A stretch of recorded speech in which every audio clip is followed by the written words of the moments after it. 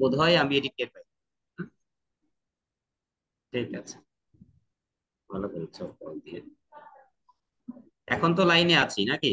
জি sir, এখন সবকিছু ঠিক হুম, আছে, আপনি চাইলে ক্লাস শুরু করে দিতে পারেন। আচ্ছা, ঠিক আছে, থ্যাংক ইউ। তাহলে দেখো, যে আমরা বলছিলাম যে আমরা তৎসম স্বরসন্ধি যেখানে শেষ করেছি সেখানে সন্ধির ক্ষেত্রে, স্বরসন্ধির ক্ষেত্রে আমরা স্বরের সাথে স্বর যুক্ত করেছিলাম, অর্থাৎ স্বরধ্বনি যোগের এ পাশেও স্বরধ্বনি ও পাশেও স্বরধ্বনি। এবার ব্যঞ্জন সন্ধির ক্ষেত্রে যে স্বরধ্বনির সাথে ব্যঞ্জন যুক্ত হয়, আবার ব্যঞ্জনের সাথে স্বর যুক্ত হতে পারে, আবার ব্যঞ্জনের সাথে ব্যঞ্জন ধ্বনি যুক্ত হতে পারে। তার মানে প্রত্যেকটা ক্ষেত্রে কি থাকছে, একটা ব্যঞ্জন ধ্বনির অবস্থা থাকছেই। সেটা আগেও হতে পারে, পরেও হতে পারে, আবার উভয় পার্শ্বেও। ঠিক এভাবে আমরা দেখতে পারি যে তিন ভাবে বা তিনটা ধরনে আমাদের এই ব্যঞ্জন সন্ধি সাধিত হতে পারে বা গঠিত হতে পারে। এখন আমরা দেখব যে শুরুতে যদি ব্যঞ্জন থাকতে হয় সেটা একটু বুঝে নিই। দেখো, যদি আমরা কেবল ক বলি না, তাহলে এই কটা কি ব্যঞ্জন না এর সাথে আর কোনো কিছু মিশে আছে? কেউ কেউ বলতে পারবে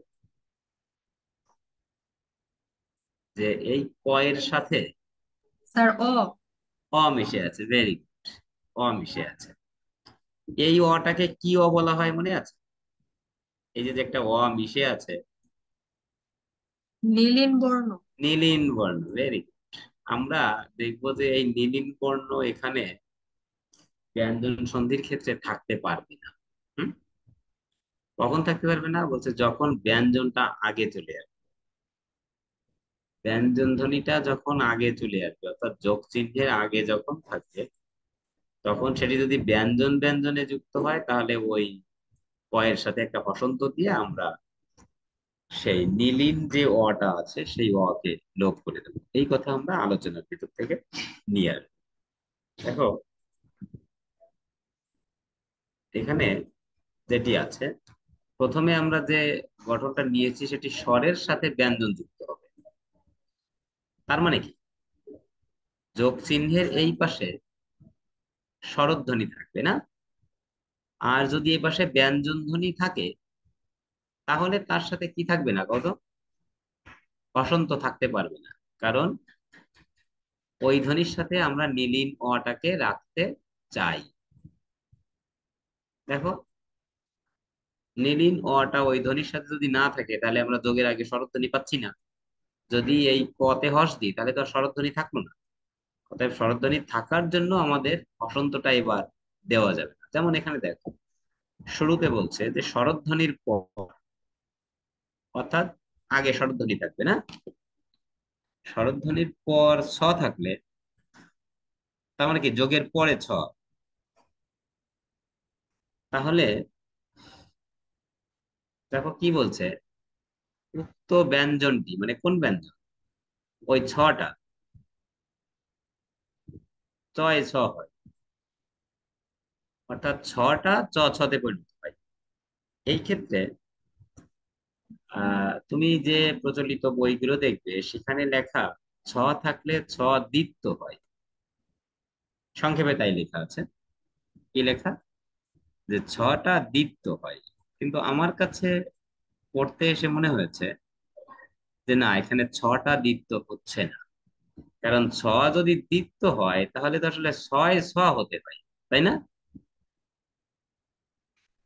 দেখো তো ব্যাপারটা পরিষ্কার হলো কিনা। অতএব এখানে ছটা দ্বিত্ব হচ্ছে না, এখানে একটা চ হচ্ছে আর একটা ছ হচ্ছে। কি এই ব্যাপারটা কি ঠিক আছে না বলো তো? জি স্যার। মানে আমি বলছি যে প্রচলিত যে ব্যাকরণ বই আছে সেখানে একেবারে উক্ত ব্যঞ্জনটি চ ছ হয় এমন করে লেখা নেই। ওখানে লেখা আছে যে স্বরধ্বনির পর ছ থাকলে উক্ত ব্যঞ্জনটি দ্বিত্ব হয়। কিন্তু আসলে দ্বিত্ব হচ্ছে না কিন্তু, তাই না? তো আমরা সেই কথা শেষ করে এদিকে চলে আসি। দেখো, এক কেন, অন্য কেউ কি মার্কিং করছো নাকি? অন্য কেউ বোধহয় মার্কিং করার কোনো অধিকার পেলো কিনা এখানে, কারণ হঠাৎ করে একটা দাগ হলো, যেটা আমার কাছে মনে হয়েছে যে দাগটা আমি দিই। দেখো, বলা হয়েছে এক, এটাকে বলছো কি? দেখো, এক যখন আমরা বলছি, দেখো আমাদের ক এর সাথে যে অটা আছে, আমরা কি তাকে উচ্চারণ করছি? না, উচ্চারণ করছি না। তার মানে এই হচ্ছে একের উচ্চারণ। এখন উচ্চারণ করতে যে আমরা দেখছি যে ক এর সাথে অটা নাই, তাই না? ক এর সাথে অটা নেই, উচ্চারণে নেই। কিন্তু দেখো, নিয়মটাই লেখা স্বরধ্বনির পর ছ থাকলে, তার মানে ক এর সাথে কি থাকতে হবে? অটা থাকতে হবে। এখন আমরা এক না বলে একও তো আর বলি না এখানে। অতএব আমরা একটা দ্বন্দ্বে পড়ে যাই যে ক এর সাথে কি আমরা হসন্ত দেব কি না। এই দ্বন্দ্বটা যদি তোমাদের তৈরি হয়, তাহলে সেখান থেকে তোমাদের বের করার জন্য যে কথাটি বলবো, খেয়াল করো, যে শব্দটা গঠিত হয়েছে তাকে কি তুমি একছত্র বলবে না একচ্ছত্র বলবে? দেখো, ছাত্র। একও না, কয়কার চলে এসেছে না? জি স্যার। এখন কতে যেহেতু একটা ওকার এসেছে, অর্থাৎ তুমি এখান থেকে মনে রাখবে যে এই পূর্বের যে কটা আছে তার সাথে আসলে একটা অ থাকবে। আর অটা থাকবে বলেই ওই কয়ের সাথে কোনো হসন্ত চিহ্ন দেওয়া যাবে না। দ্বিতীয়ত হচ্ছে, এটা ওই নিয়মে পড়েছে যে স্বরধ্বনির পর চ ছ থাকলে, সরি, স্বরধ্বনির পর ছ থাকলে ওই ছটা চ ছতে পরিণত হয়। অতএব একের সাথে আমাদের এক যদিও বলি, কয়ের সাথে কিন্তু হসন্ত চিহ্ন দেওয়া যাবে না। ব্যাকরণের যে হিসাবটা সেটি যদি না বুঝতে পারো বা যদি মনে না থাকে, তুমি মনে রাখবে কোন পদ্ধতিটা, যে আমি একছত্র বলছি না, আমি বলছি একচ্ছত্র। অতএব কয়ের সাথে একটা অ আছে, আর সেই অটাই এখানে এসে কি হয়েছে বলো তো? ওকার হয়েছে। এক যোগ ছত্র একচ্ছত্র। দেখো কিরকম উচ্চারণ হবে তখন, এই এত থাকবেই, তারপরে তুমি কতে একটা ওকার নিয়ে আসবে। খেয়াল করছো? এই একস, তারপরে ছত্র হবে। দেখো, তুমি ঠিক একইভাবে মুখ বলো, মুখও কিন্তু খুব কম বলা হয় স্বাভাবিকভাবে মুখ, কিন্তু যখন ছবি যুক্ত হয়েছে তখন কি আর তুমি মুখ ছবি বলবা? মুখচ্ছবি বলবা। অতএব তুমি মনে রাখছো ক্ষয়ের সাথে আমরা হসন্ত চিহ্ন ব্যবহার করতে পারছি না।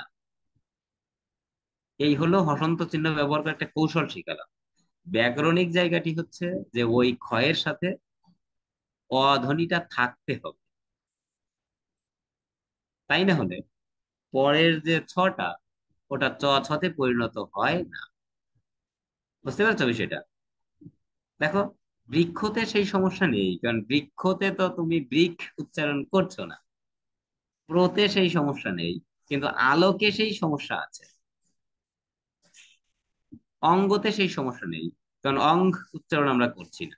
তাহলে আমরা তিনটি জায়গা পেলাম, আলোক কতে হস হবে না, মুখ এবং এক। ঠিক আছে, আমি তোমার শব্দ গঠিত যেটি হচ্ছে সেটির মাধ্যমে তোমাকে বলতে চেষ্টা করলাম যে বসন্ত চিহ্ন কেন হবে না সেটি একটু বোঝার চেষ্টা করো। এই, এরপরে আমরা চলে যাব, দেখো অ এর পরে চ ছ অর্থাৎ স্বরধ্বনি অ এর পরে এসেছে। এবার আমরা কোনো সমস্যা নেই, কারণ এবার তো আকার দেখাই যায় না। আকারটা তো মিশে থাকে না, ও তো দৃশ্যমান আছে, তাই না? এটার ক্ষেত্রে কিন্তু অত কথা আমাদের দরকার নেই। তাহলে আমাদের অত কথা কার কারণে দরকার হচ্ছে? অ এর কারণে। অটা যেহেতু মিশে থাকে, এবং আমি ক্লাস করছি, একটু করি, মানে আঙ্কেল আন্টিরা আছে তো, ওরা পড়ছে, ওরা খুব ভালো, ভালো, খুব ভালো। আচ্ছা, তাহলে দেখো, কথা যোগ ছলে, এখানে আকার আছে, অতএব এখানে নিয়ে আমাদের কোনো টেনশন নেই। আমাদের টেনশনটা হচ্ছে যখন থাকছে, সেখানে আমরা হসন্ত দেব কিনা, সেই ব্যাপারটিতে। ঠিক একইভাবে রশ্মিতেও আমাদের কোনো সমস্যা তৈরি হচ্ছে না, কারণ রশ্মি তো কার হিসেবে আছে, স্বর এই পাশে আছে। এবং এগুলো যে স্বরধ্বনির পরে ছ থাকলে ওইটা চ ছ হয় প্রায় প্রত্যেকের কাছেই তাই। তার মানে আহ সবই শব্দ তোমরা শুনে থাকবে, আমরা আর একটা একটা শব্দ না দেখি। বীজক চিহ্ন, দেখো বিচ্ছিন্ন, এগুলো আসে পরীক্ষায়। বীজক ছেদ, বিচ্ছেদ, অর্থাৎ রস্বীকার, অর্থাৎ স্বরধ্বনি, তারপরে চ ছ থাকলে, ছ থাকলে ছটা কিসে পরিণত হয়, চ এবং ছ তে পরিণত হয়। এই আমরা রস্যি দীর্ঘি পর্যন্ত চলে আসলাম। অর্থাৎ একটা টেকনিক আমরা, তিনটি ধরন বলেছিলাম, তার ভিতরে একটা ধরন আমরা শেষ করলাম। সেটি কোনটা? যে স্বরধ্বনির পরে ছ থাকে, তাই না? তাহলে শুরুতে স্বরধ্বনি নিয়ে আমরা বেসিক্যালি কথা শেষ করেছি, এবং সেটা নিয়ে একটাই ব্যঞ্জন দেখা হয়েছে, সেটি হচ্ছে ছ। যে স্বরধ্বনির পরে ছ থাকলে সেটি এই ছতে পরিণত হয়। আচ্ছা, আরেকটা কৌশল ওখান থেকে তৈরি হচ্ছে। একটা জিনিস একটু দেখো তো, নিজেরা ধরতে পারো নাকি, যে যখন ছ হচ্ছে, তখন তাকে আলাদা করতে গেলে তার আগে আসলে কোনোভাবেই হসন্ত হচ্ছে না। যেমন দেখো, তুমি যদি এবার আহ কি বলে, তুমি যদি আহ, জলচ্ছবি যদি বলো, যদিও জলচ্ছবি সেরকম শব্দ আছে কিনা, কিন্তু আমরা যদি জল যোগ ছবি বলি, তাহলে তুমি কি এখন বুঝতে পারছো না যে লতে হসন্ত চিহ্ন হবে না? দেখো তো বোঝা যাচ্ছে কিনা। কারণ তুমি আলাদা করছো জল যোগ ছবিতে। আর তুমি এই নিয়মটাও জানো যে যোগের পরে ছ থাকলে ছ হয় কখন? যখন যোগের আগে স্বরধ্বনি থাকে। অতএব লয়ের সাথে স্বরধ্বনি থাকতে হবে, অতএব লয়ের সাথে হসন্ত চিহ্ন হবে না। দেখো তো আমার এই কথাগুলো কি বোঝা গেল? বোঝা গেল কিনা সেটি বলার দরকার নাই, বোঝা গেল না কি সেটা বলো, যে স্যার এই কথায় এখনো বুঝতে পারিনি। যদি কারোর এরকম কথা থেকে থাকে যে এই কথা এখনো বুঝতে পারোনি, তাদের জন্য সবচেয়ে সহজ কথা হচ্ছে ওখানে যে শব্দগুলো আছে, একটু স্বরে, ছন্দে, সুরে সেটি মুখস্থ করে ফেলো। বীজক ছেদ, প্রতিযোগ ছবি, অনুযোগ ছেদ, একক, ওটাকে তুমি এক না বলে একযোগ ছবি বলো, মুখযোগ ছবি বলো, তাতে তোমার মোটামুটি ঝামেলা হবে না। ঠিক আছে? এই কথা বলে আমরা দুই ধরনের দ্বিতীয় যে পদ্ধতিটা আছে সেদিকে বোধহয় এগোতে পারি। দেখো তো দ্বিতীয় পদ্ধতিটা একটু নিজেরা পড়ে আহ কিছু অনুভব করতে পারো কিনা। আমি শব্দগুলো একটু এনেও দিই, যদি সেটি বুঝতে পারো তাহলে মনে হবে যে আমার পূর্বেটার স্যার বিশ্লেষণ মোটামুটি এসেছে। হ্যাঁ বলো। স্যার ওই যে আলোক যোগ ছটা, এটার উচ্চারণটা কেমন হবে স্যার? ওইটা হবে আলোকচ্ছটা। এটা কি একটা হ্যাঁ, আলোকচ্ছটা? হ্যাঁ, পরে কতে ওকার চলে আসবে। আলোকছটা এরকম করে বললে দেখো ছয় ছ আর হওয়ার সুযোগ নেই, খেয়াল করছো? জি স্যার। এটা এটা আলোকোজ্জ্বল, আলোকোজ্জ্বল, খেয়াল করো। যদি আলো পরে আলোক আর উজ্জ্বল মেলে, তখন ওই যদিও তোমার আচ্ছা, আলোক উজ্জ্বল বানান কি হবে বলতে পারবো? বলো তো। স্যার কর, কর সাথে ওকার হবে। কর সাথে আলোক উকার হবে, কেন হবে বলতে পারবো? ওকার। কেন কয় উকার হবে বলতে পারবো? বলতে পারার কথা কিন্তু। না স্যার। কেন? বিচ্ছেদ করো, কি কি হয়? আলোক। তার অ আছে আর ওটা রাখতে যাচ্ছে। দেখো কি আসে, বিচ্ছেদে হয় আলোক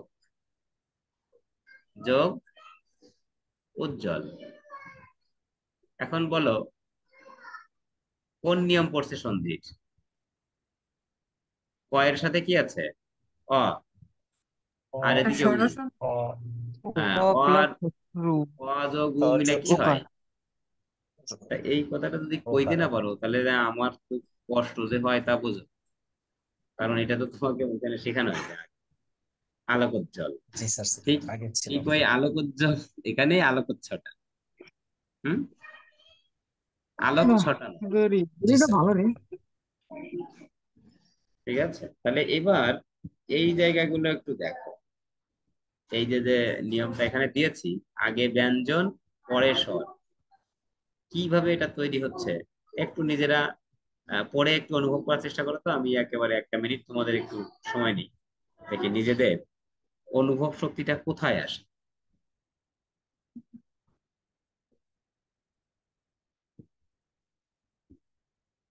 দেখো তো।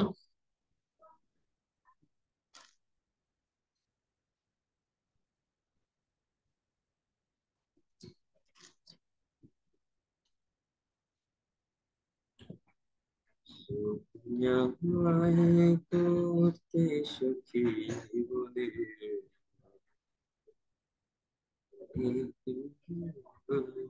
শুয়েছো।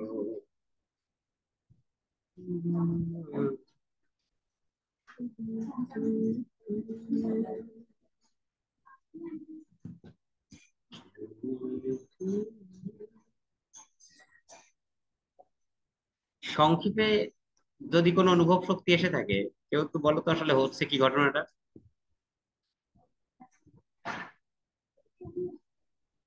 দেখো এবার শর্টটা কোথায় আছে? পরে, তাই না? তোমরা কি লাইনে আছো আমার সাথে? জি স্যার। জি স্যার। তাহলে এবার শর্টটা আছে পরে, আর যোগের যদি পরে স্বর থাকে, ওই স্বর কিন্তু কখনোই কার হিসেবে আসতে পারে না, তাই না? বলো তো কেন? কেউ বলতে পারবা কেন কার হিসেবে আসতে পারবে না? কারণ কার হিসেবে আসতে পারবে না এই জন্য, কার তো সবসময় ব্যঞ্জনের পরে উচ্চারিত হয়, পরেও বসে, সুতরাং যোগের পরে তো আর কার স্বরধ্বনি বসতে পারে না। যোগের পরে তো তখন ব্যঞ্জন ধ্বনি বসে যায়। অর্থাৎ পরে যদি স্বরধ্বনি বসে, তাহলে নিশ্চিত রূপে সেই স্বরধ্বনিটা, যোগের পরে যদি স্বরধ্বনি থাকে, কোনোদিনই কার হতে পারবে না, পরিপূর্ণ স্বর হতে হবে। এই কথাটা কি তোমাদের মাথায় ঢুকলো? দেখো, প্রত্যেকটা শব্দ এবং স্বরধ্বনি যখন তুমি পড়েছিলে স্বরসন্ধি, সেখানে যোগ চিহ্নের পরে কখনোই কার চিহ্ন আসে নাই। একেবারে সকল সময় কি এসেছে? পরিপূর্ণ স্বর। তুমি দেখো এদিকে প্রতিযোগ ইচ্ছা, দেখো ই রশ্মি, তারপরে ইতি যোগ আদি আ, খেয়াল করছো? জি যোগ স্যার। যোগ চিহ্নের পরে যদি স্বরধ্বনির অবস্থান থাকে, তাহলে ওই স্বরধ্বনি সন্ধির ক্ষেত্রে কোনোদিনই কার চিহ্ন হতে পারবে না। কারণ কার চিহ্ন হলে ওটা আর যোগের পরে স্বর বসতে পারে না, কারণ কারটা সবসময়ই কি হয়? ব্যঞ্জনের পরে উচ্চারিত হয়, অর্থাৎ পরেই থাকে। কিন্তু তোমাদের ধ্বনিতত্ত্বের আলোচনায় বলেছিলাম, যদি তোমরা যারা এখানে আছো ক্লাসে থেকে থাকো, বলেছিলাম যে কার উচ্চারিত হয় নিশ্চিত রূপে ব্যঞ্জনের পরে, কিন্তু বসার ক্ষেত্রে সে ভিন্ন ভিন্ন জায়গায় বসতে পারে। যেমন ব্যঞ্জনের আগে কোন কোন কার বসে?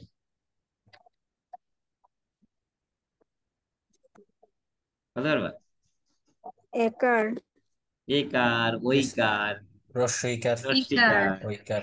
কিন্তু কিন্তু সব কারই কোথায় উচ্চারিত হয় মনে আছে? ব্যঞ্জনের পরে। পরে। অর্থাৎ অর্থাৎ পরে। সন্ধির ক্ষেত্রে যখন আমরা বলবো যোগ স্বরধ্বনি, নিশ্চিত রূপে ওই স্বরধ্বনিটা কোনোভাবেই কি হবে না? কার হবে না, পরিপূর্ণ স্বর হবে এক। কিন্তু যদি স্বরধ্বনি আমি আগে বলি, তাহলে সেটা কারও হতে পারে, স্বরও হতে পারে। কি ব্যাপারটা দেখো তো, ঢুকলো কিনা মাথায়? যেমন যোগ সাধন, কি হবে? আচ্ছা। আচ্ছাদন। দেখো এবার আচ্ছাদন। এবার এবার কে আমরা পরিপূর্ণ স্বর হিসেবে ব্যবহার করতে পারছি, তাই না? কিন্তু যখন বলছি বি যোগ সেদ, তখন কিন্তু আমরা কার হিসেবে ব্যবহার করছি রশ্মিকে। তুমি কি ওটাকে বই যোগ সেদ বলতে পারো? ব রস্বই যোগ সেদ বলতে পারবে না। কারণ রশ্মি কার আমরা ব্যবহার করব, পরিপূর্ণ রশ্মি ব্যবহার করব না, করার সুযোগ নেই সেখানে। ঠিক আছে? তাহলে একটা খুব গুরুত্বপূর্ণ একটা বিষয় কিন্তু তোমাকে বললাম, এবং যা সন্ধির ক্ষেত্রে সকল ক্ষেত্রেই সেটি গুরুত্বপূর্ণ। যদি আমরা বলি যে যোগের পরে স্বরের কথা বলা হয়েছে, তাহলে ওই স্বর কোনোভাবেই কার চিহ্ন হতে পারবে না, তাই না? গেল একটা জিনিস। এইবার আমরা বলছি যে যোগের আগে তো নিয়মটা ব্যঞ্জনকে থাকতে বলছে, যোগের আগে নিয়মটা ব্যঞ্জনকে থাকতে বলছে। একটু আমাকে একটা মিনিট ফোন রিসিভ করতে হচ্ছে, আমার বিভাগের স্যার ফোন করছেন। হ্যাঁ, আলাপ স্যার।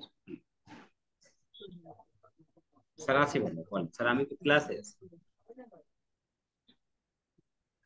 শেষ হবে বেশ রাত হবে আর কি, 11, 11:30। জরুরি কিছু? ওই তো স্যারকে শেষ পর্যন্ত গাড়িতে উঠিয়ে দিয়ে আসলাম, স্যার গেলেন সবকিছু তো।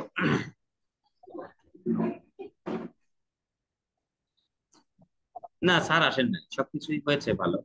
লাস্ট পর্যন্ত ওই লাঞ্চের ব্যবস্থাও করা হয়েছিল, রেস্টও দেওয়া হয়েছে, প্রিন্সিপাল স্যার ছিলেন শেষ পর্যন্ত। হ্যাঁ, লাঞ্চ ওই প্রিন্সিপাল স্যার, সম্পাদক স্যার ছিলেন, আর অনেক অনেক বেলা হয়েছে তো, তা ইমরান স্যারও এসেছেন।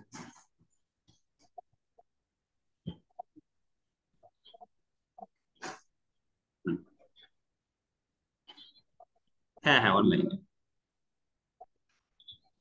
ঠিক আছে।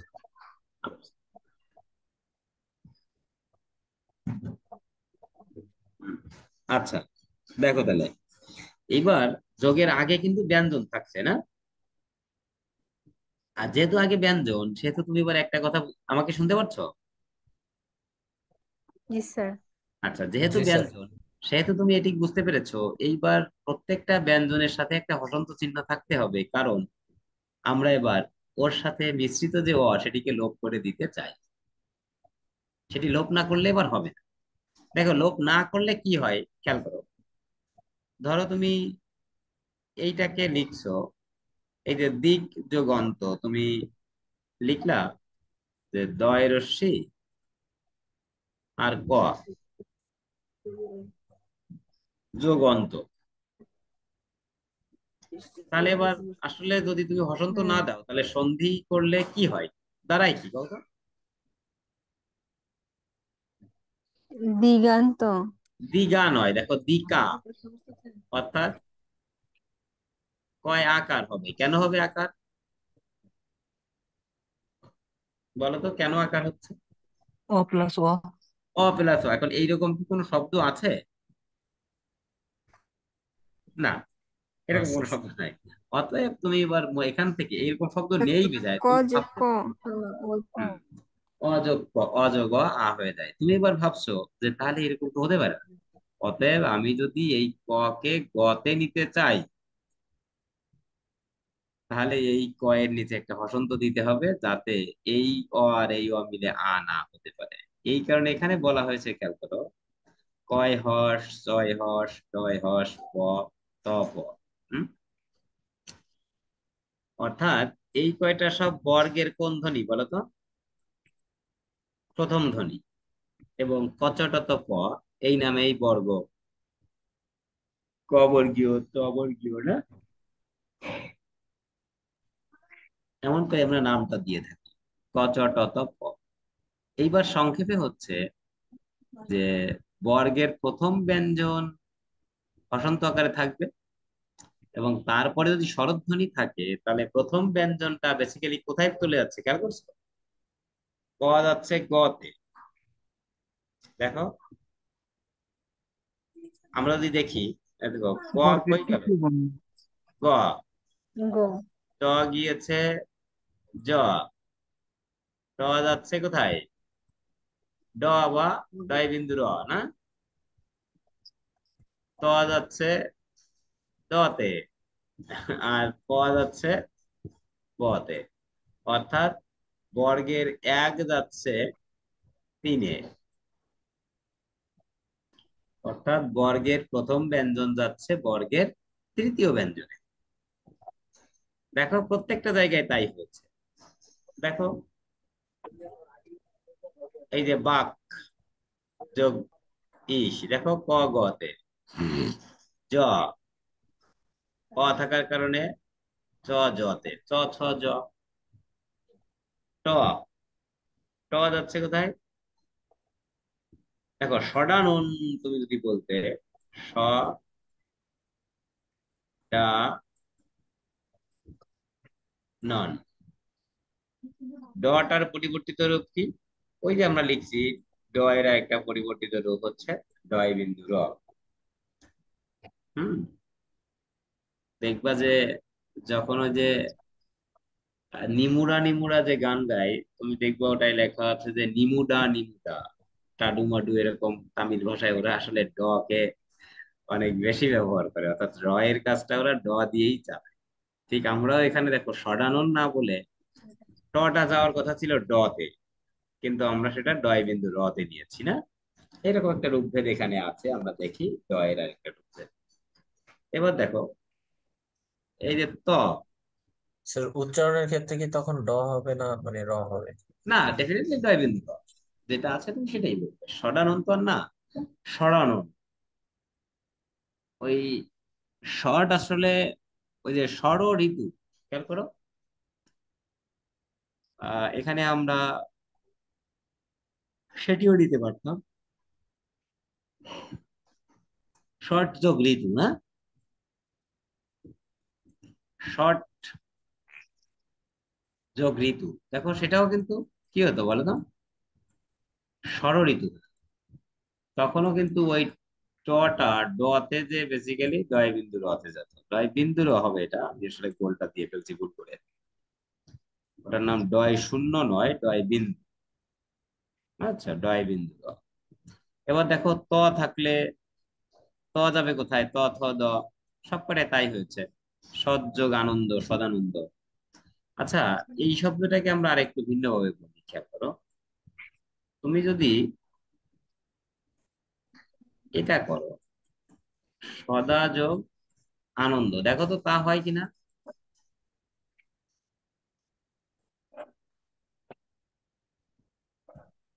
কোন নিয়মে হচ্ছে বলতে পারবা,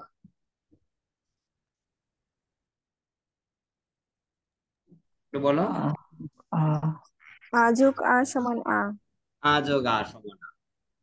দেখো দুটোই হচ্ছে।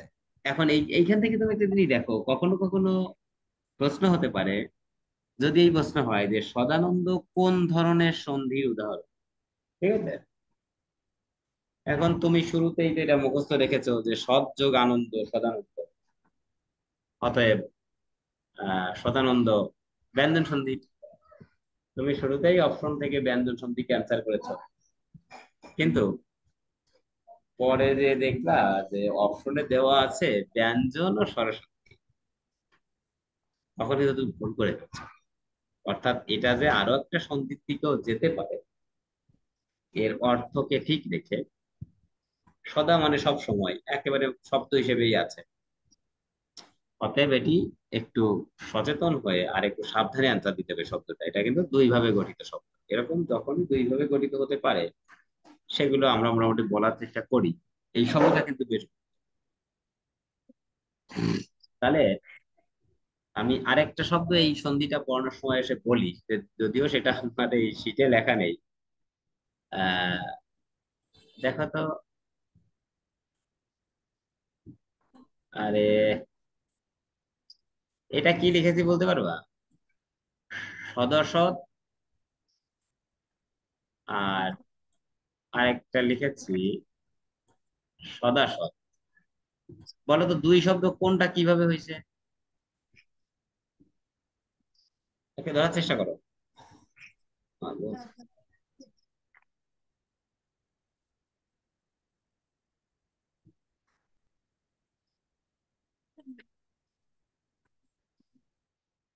শব্দ দুটো কি বুঝতে পারছো, নাহলে আমি আবার লিখি না?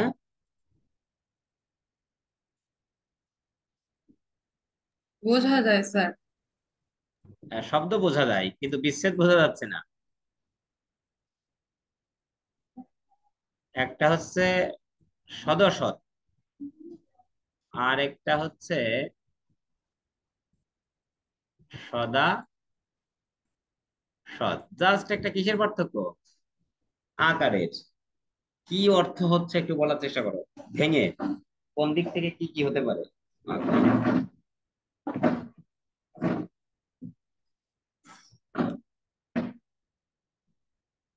পারবা বলতে? দেখো তো, প্রথমটাকে ভাঙো, কি কি যুক্ত হয়েছে?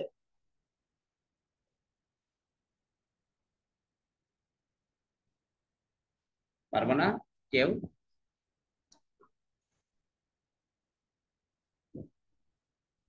দেখো তো, এখানে যেহেতু মাঝখানে দ আছে, দ, তাহলে তোমার কাজ হচ্ছে এই দ কে আলাদা করা। কিসে কিসে? দ কখন আসে? ত থেকে। ট থেকে। অর্থাৎ তুমি এটিকে আলাদা করছো সৎ সৎ সৎ যোগ সৎ সৎ সৎ যোগ যোগ অসৎ। অসৎ। খেয়াল করো তো, তটা দতে যায় নাকি? অর্থাৎ সদসৎ। তার মানে তোমার সৎ অসতের জ্ঞানটা আছে কিনা সেটি বিষয়, সদসৎ জ্ঞান থাকা দরকার। আর সদাসৎ মানে কি বলতে, এবার এটাকে আলাদা করবে কি হয়? সদা মানে তো সদা সর্বদা যোগ না? অসৎ। এটা হচ্ছে সদা। সদা যোগ অসৎ। তার মানে এর মানে হচ্ছে এটা সব সময় অসৎ। এটার ভিতরে কোনো সতের জ্ঞান নাই, আর এটার ভিতরে সৎ অসৎ উভয় জ্ঞান আছে। কথাটা কি বোঝা গেছে? দেখো, দুটো শব্দই শুদ্ধ। বঙ্কিমচন্দ্র এই শব্দের ব্যবহার অনেক বেশি করেছেন, যে তিনি সদসৎ জ্ঞান শুদ্ধ। অর্থাৎ তার সৎ অসতের কোনো জ্ঞানই নেই। আর যখন বলা হয় তিনি সদা সৎ, তখন বোঝা যায় যে এটা সব সময়ই অসৎ। এই কথা কি বোঝা গেছে? দেখো তো, জি স্যার। মানে শব্দের এই যে যে খেলা, এই একটু একটু ভিন্ন করে দিয়ে অর্থের একেবারে ভিন্ন জায়গায় তুলে দেওয়া, এটা কিন্তু তুমি শব্দ গঠনটা ভালো করে যদি বুঝতে পারো, তাহলে তুমি ওই শব্দকে আলাদা করার মাধ্যমে ভিন্ন অর্থও দিতে পারো। যদিও তা অনেক সময় অনেকের জন্য খুব বিরক্তিকর হয়ে ওঠে। অবশ্য তাদের জন্য বিরক্তিকর হবে যারা তোমাকে নিয়ে ঈর্ষা করে, যারা ওই জায়গায় পৌঁছাতে পারে না। কিন্তু তাদের জন্য আনন্দের হবে যারা ওখান থেকে শেখার জায়গাটি রাখে, যারা ভাবে বাহ দারুণ তো, এভাবে ভাবনাটা তো বেশ ভালো, কিভাবে ভাবে বুঝি না তো, চিন্তা কোথায়। হ্যাঁ, তো সেই চিন্তা যদি শুরু করো, তাহলে যারা বিদ্রুপ করছে তাদের নিয়ে ভয় পাওয়ার কিছু নাই। হম। ছোট্ট একটা প্রসঙ্গ মাঝখানে বলি, যে এই যে নতুন চিন্তার যে ব্যাপারটি বললাম, শব্দকে এইভাবে আলাদা করতে শিখে। আমার তো 4 বছরের মেয়ে, তোমরা জানো না, এই মেয়েটা আমার 4 বছরের বয়স। তোমাদের সাথে কথা হয়েছে এখনো কখন? হয়নি তার বোধহয়। একবার হয়েছিল স্যার। একবার হয়েছিল। তো ওকে ওর মা একবার বলছে যে মনি, ওই টেবিল ফ্যানটা বন্ধ করো। তো ওর মাকে ধমক দিয়ে বলছে কই টেবিল ফ্যান, ওটা তো চেয়ার ফ্যান। দেখো, 4 বছরের মেয়ে বলছে চেয়ার ফ্যান কেন? বলছে চেয়ার ফ্যান এই জন্য, ওই ফ্যানটা আসলে টেবিলের উপরে রাখা না, চেয়ারের উপরে রাখা। হ্যাঁ, বুঝছেন? তো এখন ও এটাকে টেবিল ফ্যান হিসেবে নিচ্ছে, বলছে এটা হচ্ছে চেয়ার। তখন আমি ভাবলাম যে নতুন প্রজন্মের চিন্তা, অযথা একটা টেবিল ফ্যান নাম দিলাম কিন্তু টেবিলের উপরে রাখলাম না, এটা হয়? হুম। তো আমার কাছে সাথে আরেকটা জিনিসও মনে হলো, সেটি হচ্ছে যে আমি যে ভাবনায় থাকি, ওর ভিতর থেকে তার একটা উত্তরাধিকার সূত্রের প্রকাশ ঘটছে। যেমন শব্দ নিয়ে, কথা নিয়ে, হ্যাঁ, শব্দের অবস্থান নিয়ে আমি এই যে যেভাবে ভাবি, হুম, সেভাবে ভাবনার একটা ব্যাপার আছে। তাতে হয় কি, একটু যৌক্তিক ভাবে গ্রহণ করার মানসিকতাটা তৈরি হয়। বুঝছো? আমার কাছে এটি মনে হয়। এবং তাতে তুমি যে জিনিসটি জানো বা বোঝো, সেটা অনেকটা কেজো হয় এবং স্থায়ী হয়। একেবারে স্থায়ী না হলেও দীর্ঘস্থায়ী নিশ্চিত করতে হয়। বুঝছো? দেখো এখন এখানে যে শব্দগুলো আছে, আমরা এদিকে আসি, তুমি এখন এই সব শব্দগুলো বুঝতে পারো কিনা, আবার মাঝখানে কি থাকলে তুমি কোন দিকে আলাদা করবে সেটি বুঝতে পারো কিনা। দেখো একটা কথা কিন্তু বলছি শুরুতে, যে দ আছে যেহেতু, আমি টার্গেট রাখি যে ওকে আমি ওর প্রথম ব্যঞ্জনে যে আলাদা করবো। প্রথম ব্যঞ্জন কি, দ থাকলে ত, তাই না? দেখো এখানে যে কয়টা আছে, তুমি যদি এই যে সদুপদেশের কথা ভাবো, সদুপদেশ, দেখো দ আছে, দয় রস্যু আছে, তার মানে রস্যুকে তুমি উতে নিয়ে আসো, আর দ কে আলাদা করলে সৎ, ওই যে সেই স্বরধ্বনিও পাচ্ছ, আবার তার পূর্বে ব্যঞ্জন ধ্বনিও পাচ্ছ, এবং তটা এসে যাচ্ছে দয়ের কারণে। তার মানে তুমি যদি কেবল মুখস্থ করতে যাও, তাহলে তোমার ভুলের সম্ভাবনা অনেক বেশি। তুমি যদি ব্যাপারটিকে অনুধাবন করতে পারো, বুঝতে পারো, তাহলে তোমার এই শব্দের বাইরেও অন্য শব্দ আসলেও তোমার কোনো সমস্যা থাকবে, তুমি দেখবা আত্মবিশ্বাসের সাথে অ্যান্সারটা দিতে পারবে। আর পরীক্ষার হলে যদি ধারণাটা পরিচ্ছন্ন না থাকে, তাহলে বিসিএস এর এই পরীক্ষা বা চাকরির যে প্রতিযোগিতামূলক পরীক্ষা, সেখানে ভালো অ্যান্সার করা খুব কঠিন হয়ে যায়। বুঝছো? তোমাকে এমনি আমরা এই যে যে পরীক্ষা এখানে নেব প্র্যাকটিস করানোর জন্য, এই পরীক্ষায় দেখবা তোমার মানসিক চাপ কিছুই তৈরি হচ্ছে না। ওরে এটা পারলাম না, তাহলে তো এটা ভালো করে পড়তে হবে সামনে, না? ইস, এই জিনিসটা পড়ছিলাম, এটা মনে নেই রে এখন। এই এই কাজটুকু হতে পারে। আবার আন্দাজে কোনো কোনোটার অ্যান্সার করে দিয়ে তুমি যখন পরীক্ষার পরে রেজাল্টটা দেখে ভাবো, ও ভালো পারছি তো, ও আসলে কিচ্ছু না ওই রেজাল্ট। ওই পরীক্ষার হলে সেন্টিমেন্ট যেটা, সেটা একেবারেই ভিন্ন। বুঝছো? একদম ভিন্ন। ধরো তুমি এখন কোনো কোনো পরীক্ষা তুমি দিচ্ছ না, কিন্তু তোমার কোনো বড় ভাইয়েরা পুরা পরীক্ষা দিচ্ছে, প্রশ্ন দেখে তোমার কাছে মনে হচ্ছে এইসব প্রশ্ন তো পড়েছি, সব পরিচিত প্রশ্ন, আরে আমি তো অনেক পারবো, কি এইগুলো পারে না। কিন্তু যখন তুমি ওই অ্যান্সারটা করতে প্রতিযোগিতায় নামবে, তখন তুমি দেখবা যে এদের সম্পর্কে তোমার পরিচিতি আছে, স্বচ্ছতা নাই। সুতরাং পরিচিতি থাকা আর ওই সম্পর্কে স্বচ্ছ জ্ঞান থাকা, দুই কিন্তু বিস্তর তফাৎ। কথাটা কি বুঝতে পারছো? এই জন্য আমি আসলে পড়ানোর চেষ্টাটা এরকম করেই করি, যাতে তুমি অন্তত এটা একবার বোঝার মাধ্যমে, পড়ার মাধ্যমে তোমার ফিউচারে যেন সেটি কাজ করে। না হলে কিন্তু, এবং পয়ের ক্ষেত্রেও ঠিক একই। আমি তোমাদের এই যে এই সুবন্ত নিয়ে ওই যে শুরুতে বলেছিলাম যে কেন পয় হ্রস্ব হচ্ছে, আমরা তখন বলবো, এখানে যদি আমরা পয় হ্রস্ব না দিই, তাহলে পয় একটা আকার চলে আসে সন্ধির মাধ্যমে। এখন প যেহেতু বতে যাচ্ছে, অতএব পয়ের সাথে যে মিশ্রিত অটা আছে, আমি সেটিকে লোপ করে দিয়েছি, তাই না? এই পর্যন্ত কি তোমরা বুঝতে পেরেছো কিনা দেখো। বেশ গুরুত্বপূর্ণ একটা বাংলা বানান এবং সন্ধির জায়গা শেষ করলাম আমরা। এই জায়গাটা বানানের জন্য খুব বেশি গুরুত্বপূর্ণ নয়, কিন্তু এই নিয়মটা কিন্তু সন্ধির জন্য সবচেয়ে গুরুত্বপূর্ণ যা আছে তাদের ভিতরে একটা নিয়ম। বুঝতে পারছো? তাহলে আমরা এইবার ভিন্ন দিকে এগিয়ে যাই, আবার না সামনের দিকে এগিয়ে যাই।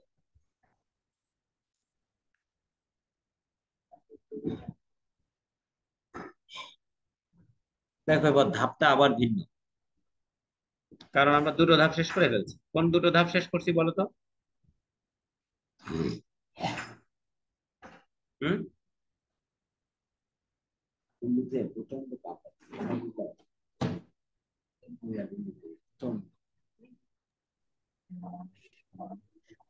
হ্যাঁ, আমরা দুটো ধাপ শেষ করেছি, কি কি বলো তো? স্বরযোগ ব্যঞ্জন আর ব্যঞ্জন যোগ স্বর। ব্যঞ্জন যোগ স্বর, স্বর যোগ ব্যঞ্জন এবং ব্যঞ্জন যোগ স্বর। তার মানে এইবার আমরা যেটি এনেছি সেটি হচ্ছে ব্যঞ্জন যোগ ব্যঞ্জন, অর্থাৎ এই জায়গাটা দেখে তুমি বুঝতে পারো যে যোগ চিহ্নের বাম পাশেও ব্যঞ্জন থাকবে, যোগ চিহ্নের ডান পাশেও ব্যঞ্জন থাকবে, তাই না? অর্থাৎ পরেও ব্যঞ্জন থাকবে। এখন দেখো সেখানে একেবারে ভিন্ন ভিন্ন চেঞ্জ হচ্ছে। তো আমরা প্রথমে ত দিয়ে আসছি, ত আর দ, কিন্তু ত থাকতে পারবে না, আসলে তয় হস হতে হবে, কারণ ওর সাথে তো অ থাকতে পারবে না। আমরা এইবার যাচ্ছি কোথায়, খেয়াল করো, যে উভয় পাশে ব্যঞ্জন, আর উভয় পাশে ব্যঞ্জন মানে যোগের পরে প্রত্যেকটা ব্যঞ্জনের সাথে হয় কার থাকবে, না হয় কার নাও থাকতে পারে, কিন্তু শুধু ব্যঞ্জন সেখানে শুরুতেই থাকবে। শুরুতেই কোনোভাবেই পরিপূর্ণ স্বর আসার কোনো সুযোগ নেই, না? এটা আমরা বুঝে পাচ্ছি। দেখো এবার বলছে যে যদি ত বা দ থাকে আর তারপরে যদি চ ছ থাকে, তাহলে ওই ত দ এর স্থানে, এই ত দ এর স্থানে কি হয়, চ হয়। কিন্তু এই চ ছ কিন্তু রয়ে যায়, তাই না? এই চ ছ কিন্তু রয়ে যায়, খেয়াল করো। বলছে সৎ যোগ চিন্তা, এই যে চটা, এই এই চটা হচ্ছে প্রথম যোগের পরে যে চটা সেটা কিন্তু পরে আছে, আর এই তটা গেছে কিসে, আগের চতে পরিণত হয়েছে। আমাদের নিয়মটা বলছে ত দ এর পরে যদি চ ছ থাকে, তাহলে ত দ পরিণত হয়ে যায় কোথায়, চ ছতে। আচ্ছা, আমরা একদম প্রথম নিয়মটা একটু মনে করি, কি ছিল সেটা, যেটা স্বরযোগ ব্যঞ্জন ছিল, মনে আছে? সেখানে কিন্তু কেবল ছ থাকবে, ঘটনাটা বোঝার চেষ্টা করো। আর এবার কিন্তু ছ না, এবার কিন্তু চ ছ উভয়ই। তো আমি পরের নিয়মটা এনে তোমাকে ব্যাপারটি আলাদা করানোর চেষ্টা করছি। খেয়াল করো, এই তৎযোগ ছবি আর মুখ যোগ ছবি, এই দুইয়ের পার্থক্য একটু বলার চেষ্টা করো তো, কি হয়েছে আসলে।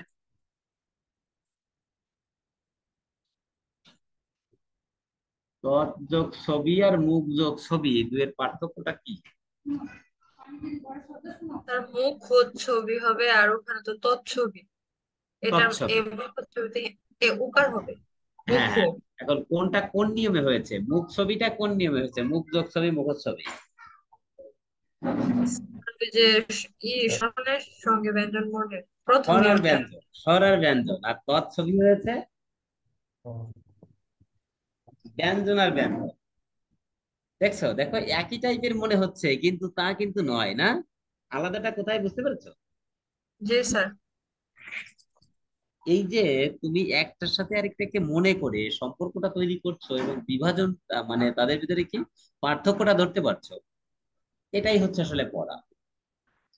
আচ্ছা, তোমারে আরেকটা কথা কই, দেখো তো, আমরা একটু আগে ষড়যন্ত্র পড়েছিলাম না? ষড়যন্ত্র না, কি ষড়ঋতু, কি বিচ্ছেদ ছিল সেখানে,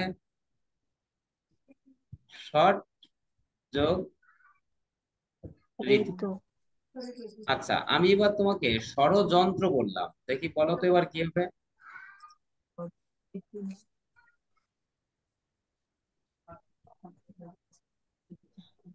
ষড়যন্ত্র বিচ্ছেদ করলে কি হবে, ষট যোগ যন্ত্র বিচ্ছেদ করলে কি দাঁড়ায়, ষট যোগ যন্ত্র। আচ্ছা, একটা জিনিস খেয়াল করো, এইটা হচ্ছে ষট যোগ ঋতু আর এটা ষট যোগ যন্ত্র, দুইটার পার্থক্য কি বুঝতে পারো? একটা হচ্ছে ব্যঞ্জন যোগ স্বর, আরেকটা কি, বলো। ব্যঞ্জন যোগ ব্যঞ্জন। ব্যঞ্জন যোগ ব্যঞ্জন, দেখছো? দেখো একেবারে সূক্ষ্ম সূক্ষ্ম একটু জায়গায় পার্থক্য না, বলো? সুতরাং সন্ধি যে ধ্বনিতত্ত্বের আলোচনার বিষয়, এটা আমরা কিন্তু এর ধ্বনির একেবারে সূক্ষ্ম রূপে পৌঁছে যেয়ে বুঝতে পারি। ঠিক আছে? তুমি এই জায়গাটাকে মনে রাখতে পারবা যদি এর পড়ার আনন্দটা ধরতে পারো। এত কঠিন, আরে বাবা কতগুলো অধ্যায়, আরে নিপুণ স্যার তো স্লো পড়ায়, এইরকম পড়ে আমরা বেশি বেশি এগোতে পারবো না। এইগুলো যদি ভাবো, তাহলে সিলেবাস আমি আসলে একদিনে শেষ করে দিতে পারি, বুঝছো? কিন্তু কোনো স্যার কাজে লাগবে না। বলো। স্যার স্বরলিপি এবং ষড়যন্ত্রের ক্ষেত্রে নিয়মটা কি একই কাজ করছে, যে ট পরিবর্তে একই দর্শনের কাজ আছে? করেছে, কিন্তু ব্যঞ্জন সন্ধির নিয়মে ওটা ডতেই ড থেকে ডয় বিন্দু রতে যাচ্ছে। কিন্তু একটা হচ্ছে ব্যঞ্জন যোগ স্বরের নিয়মে পড়েছে, আরেকটা ব্যঞ্জন যোগ ব্যঞ্জনের নিয়মে পড়েছে। এটার নিয়ম ওখানেও সেটি আছে, যে এই ব্যঞ্জনগুলোর পরে এই ব্যঞ্জনগুলো থাকলে তখন ওই প্রথম ব্যঞ্জন তৃতীয় ব্যঞ্জনে চলে যায়, বুঝছো? সেটাও ওইখানে আছে। প্রথম ব্যঞ্জনটা তৃতীয় ব্যঞ্জনে যাবে, সেটাও আছে, আমরা সামনে পাবো। কিন্তু আমি এখন এনেছি কারণ তুমি এখানে তৎছবি উচ্ছেদ এদের সাথে যেমন অনুচ্ছেদ বিচ্ছেদকে আলাদা করেছো, ঠিক ওই নিয়মটাকে আমরা একটু করে পাবো, যা আগে একটা দেখে এসেছি। দেখো তো বিপর্যয়, তুমি জানো যে চ কে আমরা আলাদা করতে পারি কিসে? ত দ তে, না? তাহলে এখন এই বিপদ থেকে আমরা বিপদে যাব না বিপদে যাব, সেটা কি বোঝা যায় না? আমরা কি বিপদ কোনো শব্দ পাই? না, আমরা পাই বিপদ। অতএব আমরা একে আলাদা করে কিন্তু কিসে যাব? দতে। বিপদ যোগ চয়, মনে হয় কেমন? ওটা কিন্তু কোনোভাবেই তয় হর্ষ হবে না, হবে দয় হর্ষ। তাহলে আমরা ত দয়ের পরে চ ছ পাচ্ছি। বিপদ ছায়া, খেয়াল করো। ও এটা স্যার হলো। স্যার বিপর্যয় শব্দটার অর্থ কি? বিপর্যয়। ও বিপর্যয়ের শব্দের অর্থ কি? কারোর কি মনে হয় এর মানে কি?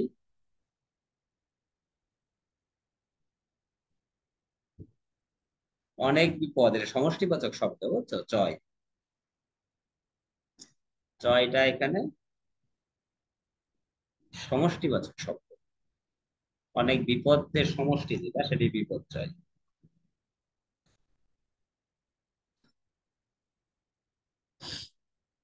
দেখো ত দয়ের পরে জ ঝ থাকলে ওটা কোথায় পরিণত হবে বলো তো?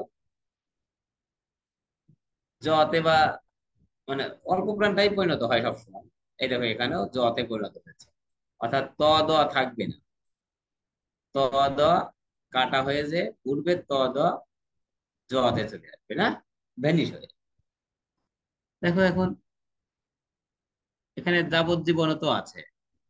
হ্যাঁ, তাহলে উজ্জ্বল তজ্জন্য যাবজ্জীবন, হুম, আহ জগজ্জীবন সবই তো আছে। ত দ আগে আসছে, ত যোগ। দেখো এখানে কি বলা হয়েছে বলো তো? এই সংক্ষেপণটা তুমি হয়তো ধরতে পারো যে যোগের আগে ত পরে জ, উভয় মিলে জয় জ। এই বাক্যটাকে ওখানে সংক্ষিপ্ত রূপে দেওয়া হয়েছে আর কি, লিখে, যে আগে ত পরে জ। সেই কথা এখানে বলা হয়েছে, ত বা দয় পাশের পরে যদি প্রিয়া ওই পানি বোধহয় পড়া শুরু হয়েছে, তাহলে ত দটা কোথায় যাচ্ছে? জতে। আগেরটা ছিল ত দয়ের পরে চ ছ থাকলে, একটু শুনে নাও।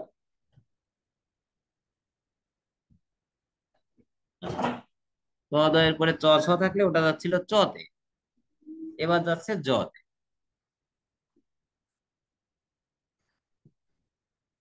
শব্দটি আসে পরীক্ষায়, বানানেও আসে, বিচ্ছেদেও আসে। উদ্ধটিকা,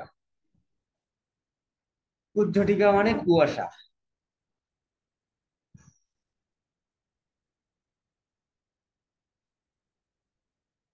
এগুলো তাকে তো দেখছো, বিপদ জল, বিপদ ঝড়, মানে ওই বিপদের সাথে আর কি, যেটা আগে দেখেছো তাই বলছি। অর্থাৎ জ ঝ, আর একটা হচ্ছে চ ছ না। পরে যদি চ ছ থাকে তাহলে সেটি যাচ্ছে কোথায়? তটা যাবে অল্প প্রাণে, সবসময় অল্প প্রাণটাই আসছে, খেয়াল করছো পরিবর্তন হয়, উভয় পাশেই ব্যঞ্জন।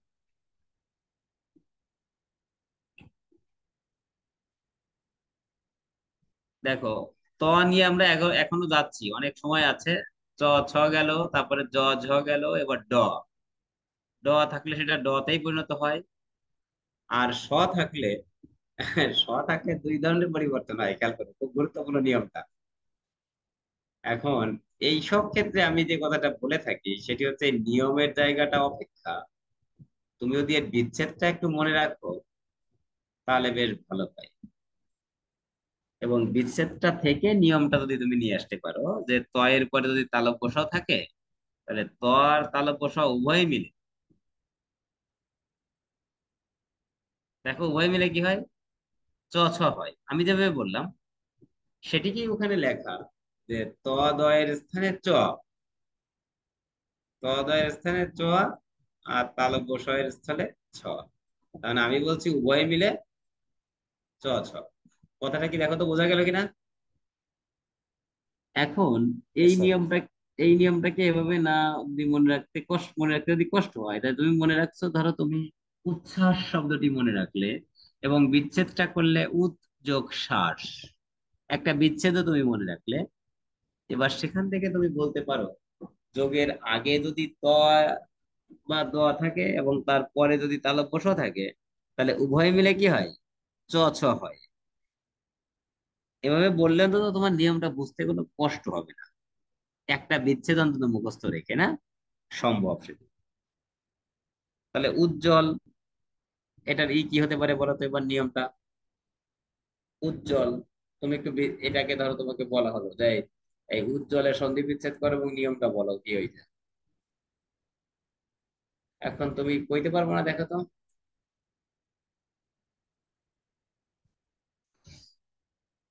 বলার চেষ্টা করো তো কি হবে।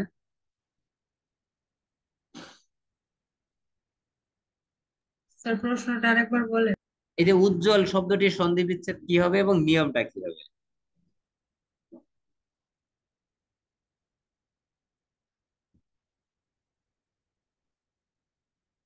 তুমি আগে বিচ্ছেদ করো, কি বলতে চাও উজ্জ্বল? উৎ যোগ জল। উৎ যুগ জল। হ্যাঁ, তাহলে লিখবা কি? রস্যু খণ্ডত জয় বয় বর্গীয় জয় ব ল। ল, জল। এখন বলো কি নিয়মে এটা বিচ্ছেদ করেছে?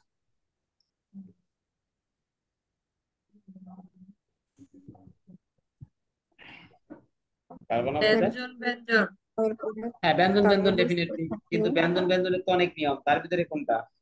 তালব্য শ অথবা তর পরে পর কি জ আছে? থাকলে ছ স্যার ওটা হয়েছে হয়েছে। তর তর পরে কোনটা? তো পর র থাকলে স্যার দরের স্থলে জ হয় স্যার। ত দয়ের স্থলে, ত দয়ের পরে জ ঝ থাকলে ত দয়ের স্থলে জ হয় সেটা। কিন্তু এখানে তো জ ঝয়ের কথা আসছে না, জ কারণ হয়। এখানে জয়ের জি কোনো স্যার। খেলা নাই আপাতত। তুমি যদি বলো ত এর পরে জ থাকলে তটা জতে পরিণত হয়ে যায়, আর জ তো জয়ের অবস্থানে থাকে, এটাই উজ্জ্বল জল, উজ্জ্বল। ঠিক আছে, এখন আমি বলছি যে উচ্ছ্বাস যেটা, এর সাথে উজ্জ্বলের যে পার্থক্যটা, কেন এইরকম হচ্ছে, কোন ব্যঞ্জন কোন ব্যঞ্জনে পরিণত হয়,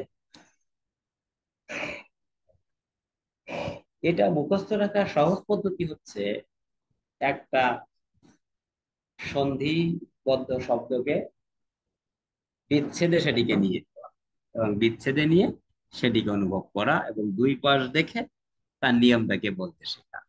আচ্ছা, এটা পড়ার জন্য খুব খেতে হবে।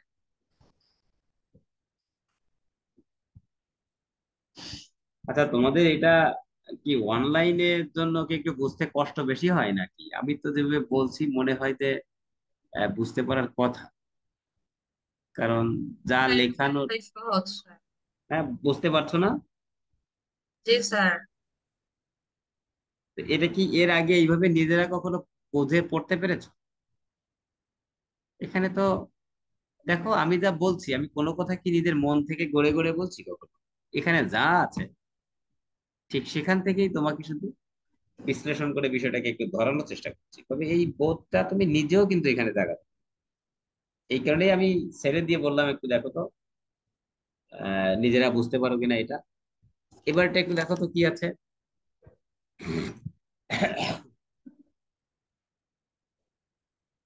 তদয়ের পরে কি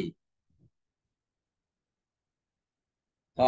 এর আগে অবশ্য আরো একটা ব্যঞ্জন ছিল, সেটি অবশ্য শয়ের আগেই ছিল। লটা আমরা পরে চলে গেছে। আমি হয়তো পরে কোনো জায়গায় ওটাকে সিরিয়ালি এনেছি। আমরা একটু দেখে আসি আগে। ওই যে নিচে আছে, এবার আসছে দেখো। তদয়ের পরে ল থাকলে না, আমরা বলতে চাচ্ছি যে আমি একটু বর্ণানুক্রমিক গেছি, যে তদয়ের পরে চ ছ, তদয়ের পরে জ ঝ, তদয়ের পরে ড, এরপরে আমরা তদয়ের পরে ল আনি, ল, তারপরে তালব্য স আনি, বা তদয়ের পরে স, এরপরে তদয়ের পরে হ।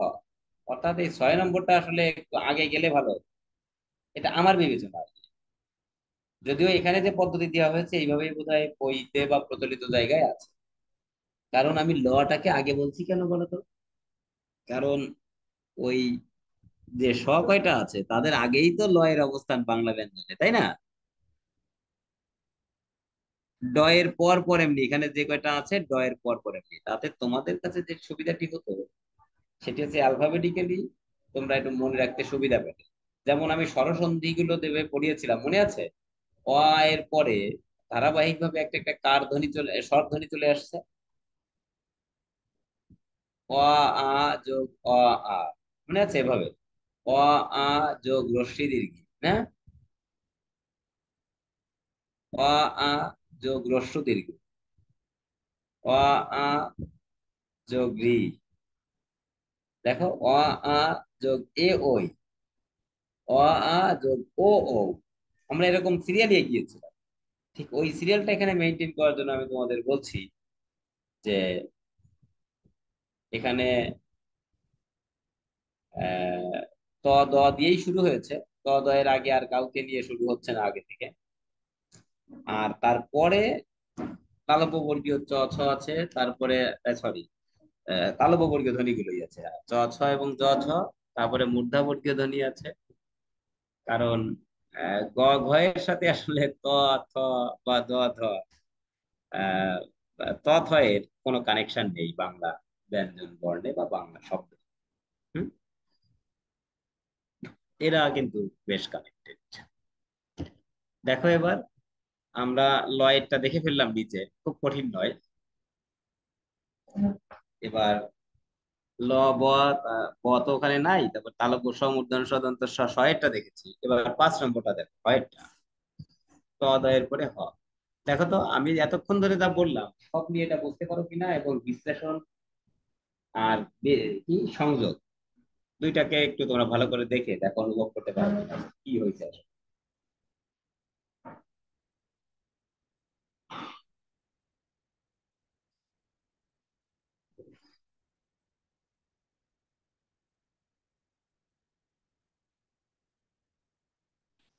ধরতে পারছো?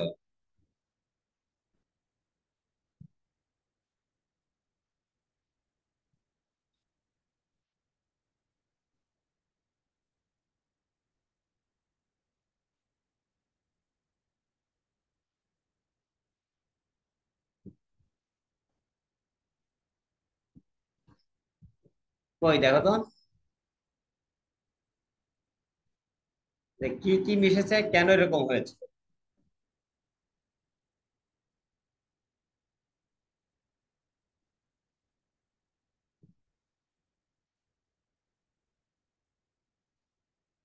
হ থাকলে দয় ধ হয়, সেটা তো বোধহয় ওখানে বুঝতে পেরেছো।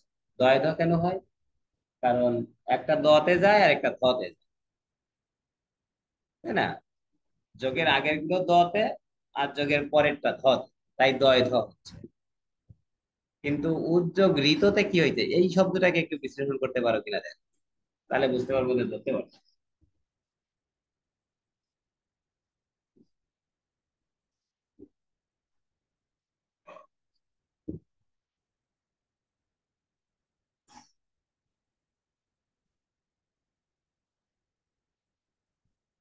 উদ্ধৃত।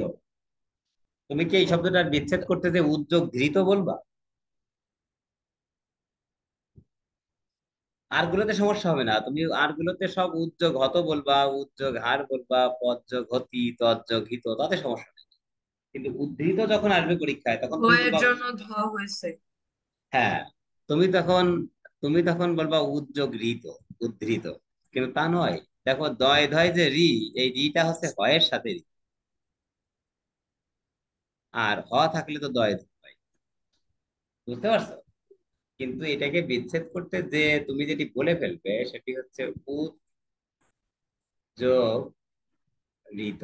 তোমার কাছে মনে হবে বোধহয় এই মনে হয় হলো, কিন্তু তা কিন্তু না। স্যার উদ্যোগ উচ্চারণটা ঋত। কি তাইলে হতে হবে? হ্যাঁ, বলো। হ্যাঁ, হতই হবে উচ্চারণ। কোনটা? এই যে উদ্যোগ, স্যার না, ঋত এটা না ঋত, এটা পরীক্ষা। ঋ। এটা হচ্ছে উদ্যোগ ঋত। আর বাকি ওই উদ্যোগ হত, ওটা তো উদ্ধত, ওটাই সমস্যা নেই। এটাই কিন্তু কোনো সমস্যা নেই, এটা এটা ঠিক আছে। এটা উদ্যোগ হত দিলেই হচ্ছে, কিন্তু এইটাকে বলছি উদ্যোগ। এই ঋত যেন তোমরা দিয়ে না ফেলো। খণ্ড রি, এই স্বরধ্বনিতে রি এবং ত, এইটা যেন তোমরা দিয়ে না। উদ্যোগ ঋত নয়, উদ্যোগ হয় ঋত। বুঝছো? অর্থাৎ হয়ের সাথে রি কাজ। রিটা আসলে কার হিসেবে এসেছে জি স্যার হয়ের সাথে। বুঝছি। আর হ থাকার কারণেই আসলে এসেছে দয় থ, তাই না? জি স্যার।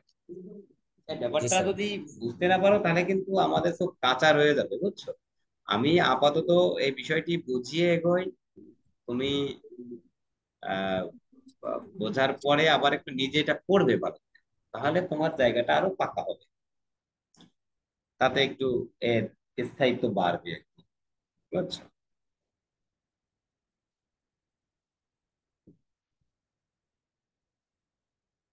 দেখো, আমি এই নিয়মটার কথা তোমাদের ইতোমধ্যে ষড়যন্ত্রের সাথে তুলনা করতে যে বলে ফেলেছি।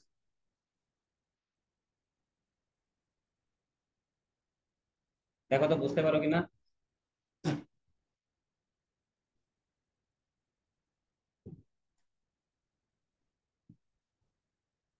ওখানে ছিল স্বরধ্বনি যোগের পরে,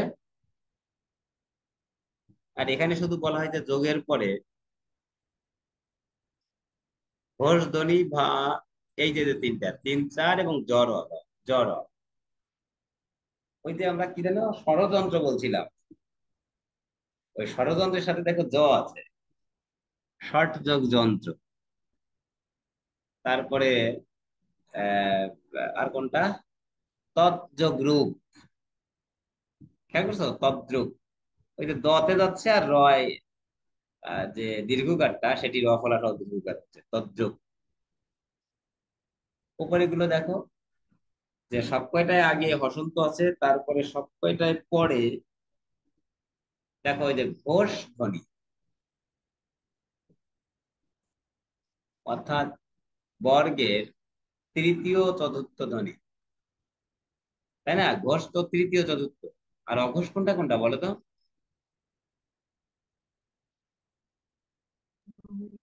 প্রথম দ্বিতীয় স্যার। প্রথম এক দুই। দ্বিতীয়। বর্গের প্রথম দ্বিতীয়টা অঘোষ, তৃতীয় চতুর্থটা ঘোষ, আর পঞ্চমটা নাসিক্য। এই কথা আমরা কিন্তু ধ্বনিতত্ত্বের বিস্তারিত ভাবে পড়েছিলাম, মনে আছে? তো যদি সেটি মনে না থাকে তাহলে আমরা তো ভুলে এগোতে পারবো না ভালো করে। এখান থেকেও সেটিকে মনে করে নাও, আর ওই শীট দেখে মোটামুটি সবসময় মনে রাখার চেষ্টা রাখো। দেখো তো, প্রত্যেকটা শব্দে তুমি ওই বিচ্ছেদটা পেতে পারো, প্রত্যেকটা শব্দের সাথে। আচ্ছা, ওই বিচ্ছেদের নিয়মটা এখানে আছে উপর যেটা লেখা। আমি সংক্ষেপে বলতে চাচ্ছি, বর্গের প্রথম ব্যঞ্জন কোথায় যায়? তৃতীয় চতুর্থ ব্যঞ্জনে, এটা স্বরধ্বনিতে ছিল। এখানেও সেটি আছে, যে কোনটা দিয়া, ওটাই বলা হয়েছিল যে আগে পরে স্বরধ্বনি থাকবে, এটাই বলা হচ্ছে পরে ঘোষ ধ্বনি থাকবে। আর ঘোষ ধ্বনির বাইরে যে জ্বর অল থাকবে, ঘোষ ধ্বনির বাইরে যে জ্বর অল। জরই আছে, ল দিয়ে আসলে নাই ভাই। জর, ল না, জর। কোন জ? বর্গীয় জ আগে। বর্গীয় জয়ের নিয়মটা আমরা অন্য নিয়মে পড়েছি। এটা আসলে অন্তঃস্থ জ। আর নিচের শব্দগুলো দেখো, দেখো অন্তঃস্থ জ আছে, কিন্তু অন্তঃস্থ জ তার রূপ চেঞ্জ করেছে। উদ্যোগ জম, উদ্যম, না উদ্যোগ যোগ উদ্যোগ, অর্থাৎ জ ফলাই গেছে। এই শব্দটাকে কেউ কেউ, বিশেষ করে রবীন্দ্রনাথ ঠাকুর কখনো কখনো এরকম লিখেছেন, উদ্যোগ, উদ্যোগ। কিন্তু আহ সেটি লিখতে যে, সেটি হয়তো লেখা হয়েছে, কিন্তু এই জায়গাতে কিন্তু এটাকে উদ্যম বলা যাবে না আবার। এই জন্য যে উদ্যম, হ্যাঁ, তা বলা যায় না। উদ্যোগটাকে এরকম করে কখনো কখনো লেখা হয়, তবে সন্ধি করে লিখলে সেটি জটা জফলাতে পড়বে। ঠিক আছে, জটা জফলাতে পড়বে।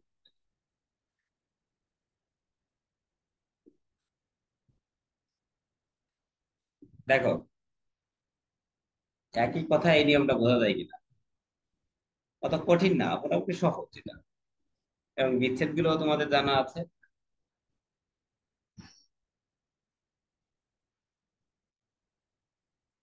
বিচ্ছেদ গুলোও জানা আছে তোমাদের।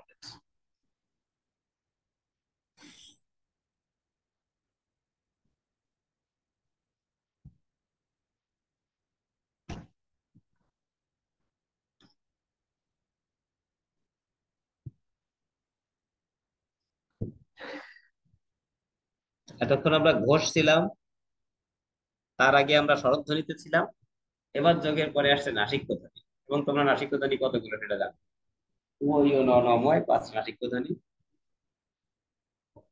যদিও আরো আছে, তবে সেগুলো তো পরাশ্রয়ী বর্ণ, তারপরে স্বাধীনভাবে এরাই ব্যবহার করতে পারে না, তাই এক্ষেত্রে স্বাধীন গুলোই ব্যবহার করতে হবে। দেখো, ওই যে দিক যোগ নির্ণয়, দেখো এখানে ঘটনাটা দুই রকম। একটা তৃতীয় ব্যঞ্জনেও যেতে পারে, আর একটা পঞ্চম ব্যঞ্জনেও যেতে পারে। তবে আমরা এখানে একটা কথা বলছি যে পঞ্চম ব্যঞ্জনটা গুরুত্বপূর্ণ, সেটিকেই বেশি প্রচলিত, অর্থাৎ নাসিক্যটাই বেশি প্রচলিত। খেয়াল করছো? নাসিক্যটা বেশি প্রচলিত, সেই কথা বলা হয়েছে। যে তজ্জগময়, দেখো আমরা বলছে যে ঘোষ অল্প প্রাণে, পূর্বে বর্ণটি ঘোষ অল্প প্রাণ বা তৃতীয় হতে পারে, অর্থাৎ তন্ময় হতে পারে, মৃন্ময় হতে পারে, হম, জগন্নাথ হতে পারে। এটা হতে পারতো, কিন্তু বলছে যে না, সেটিতে না থেকে আমরা যেন যুক্ত করে নাসিক্য ধ্বনিতে চলে যাই, সেটি ভালো হবে। এই জন্য ওই কথা বলা হয় যে শেষে নাসিক্য ব্যঞ্জনই বেশি প্রচলিত। আচ্ছা, বাংময় মানে কি? দেখো তো, বাঘ যোগ ময়, বাংময়ের বলতে পারবা? বাঘ যোগ ময়, বাং মানে কি?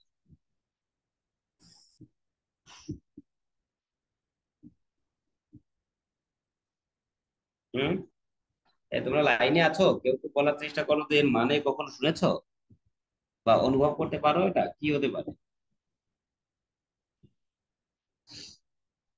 ময় স্যার শব্দ বাকরুদ্ধ বলতে কি বোঝায়? না না না, বাংময়টা বাঘ রুদ্ধ না, বাঘ তো আরো বেশি বলা। অর্থাৎ তোমার কোনো একটা জিনিস দেখে তোমার খুব ভালো অনুভূতি হয় যে ও ভালো জিনিস তো, কিন্তু তুমি এটা প্রকাশ করে বলতে পারো। তার মানে তোমার ওই অনুভব শক্তিটা বাণীতে রূপ নেয়নি, তার অর্থ বাংময় হয়নি। কিন্তু যখন ওটা বাণীতে রূপ নিয়ে যায়, তখন বলে যে বাহ, এ তো বাংময় হয়েছে, অর্থাৎ বাক্যে একেবারে পরিপূর্ণ হয়ে ওঠে। বুঝছো? আরো বেশি প্রকাশ ভঙ্গিতে চলে আসা। অনির্বচনীয়, যেমন ওখানে কোনো বচন নাই, আর বাংময় মানে হচ্ছে এখানে অনেক কথা, অনেক কথার মাধ্যমে একটা বিষয়কে প্রকাশ করা হচ্ছে। আচ্ছা শোনো, সারা দিন ব্যাপী যে পরিশ্রম আর যে কষ্ট আছে, আমি তোমাদের বিশ্লেষণ করছি জানি না, বলতে যে উল্টা পাল্টা বলছি কিনা। এ উল্টা পাল্টা কিছু কইছি নাকি? না স্যার। না টের পাওনি যে স্যার ভুল কইছেন কিনা তো ধরতে পারি নাই? না ভুল কই নাই, কারণ একটা সাসের ভিতরে আছি তো। তো বলছি যে একটু বিজ্ঞাপন দিয়ে নিলে ভালো হয়, কারণ একটানা নাটক কার ভালো লাগে। এই পর্যন্ত যা পড়লে আমরা কিন্তু দেখো নিয়ম অন্তত 8টা নিয়মে চলে আসছি, কারণ এই ব্যঞ্জনে ব্যঞ্জনে এতে প্রায় 5টা করে ফেলছে, আরো বেশি, 5টা থেকেও বেশি। ব্যঞ্জনে ব্যঞ্জনেই 8টা চলছে, আর তার আগে তো 2টা ছিল। আচ্ছা একটু মনে করতে পারবা প্রথম থেকে কি করছিলাম?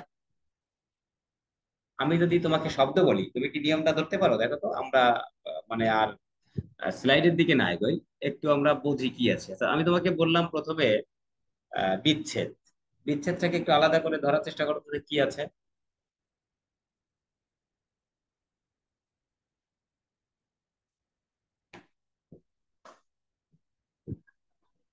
এতে তোমার কাছে কি মনে হচ্ছে বিচ্ছেদকে কিভাবে আলাদা করছে?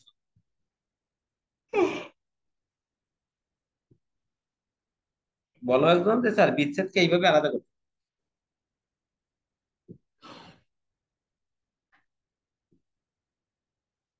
মানে বিচ্ছেদকে একটু বিচ্ছেদ করো, আমি তাই বলতে চাচ্ছি, কি হচ্ছে? কেউ না কইলে তো আমি বুঝবো যে তুমি আসলে মাথায় রাখছো না, আমার সাথে সাথে থাকছো না। এই শব্দটাকে তো এখন একটু আলাদা করে বলার চেষ্টা করতে হবে। বিচ্ছেদ, বলছিলাম চয়েস আছে, তার মানে তুমি এতে ওইদিকে হয় খন্ড ততে নিতে পারো, অথবা ওই যে রশ্মি কাঠ স্বরধ্বনি এগুলোতে নিতে পারো। এখন এই চয় ছকে কি তুমি ততে নিতে পারো? বিদ হতে পারে কখনো? না, বিদ যোগ ছেদ হতে পারে। তাহলে এখানে খণ্ডতায়ের ব্যাপার আসছে না, এখানে আসছে কারের ব্যাপার, অর্থাৎ স্বরের ব্যাপার। তার মানে বি যোগ ছেদ বিচ্ছেদ। এইভাবে এটিকে আমি আলাদা করলাম এবং বললাম যে আগে রস্বীকার আছে, তাই রস্বীকারের পরে চ ছ থাকার কারণে রস্বীকারটা কোথায় পরিণত হবে? চতে পরিণত হবে।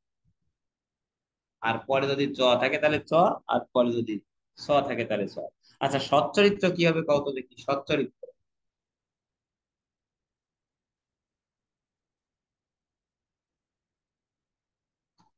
তোমাদের, আমার কাছে মনে হচ্ছে যে এটি, যে এর মাধ্যমে তোমাদের কেবল পড়াটা বোঝা হচ্ছে, মানে ও এটা এইভাবে পড়তে হয়, তাই তো একটু ভালো কথা তো, এইভাবেই তো পড়বো এরপরে।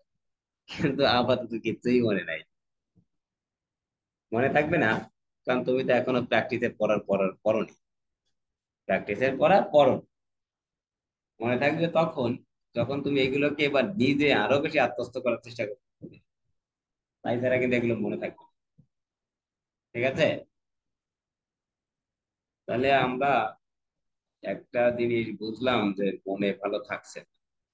আচ্ছা উল্লাস কি হবে দেখি, একটু কইতে পারো নাকি, দেখো তো। উল্লাস।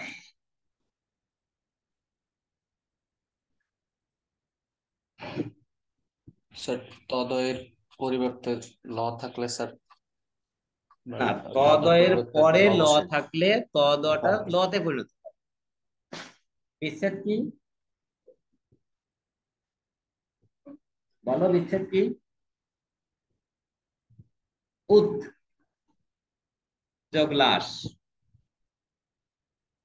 তটা গেল দ, দতে, কি দতে, দ গেল লতে, দ উদ যোগ লাস, ল থাকার কারণে পূর্বে দ ও লতে পরিণত হয়েছে।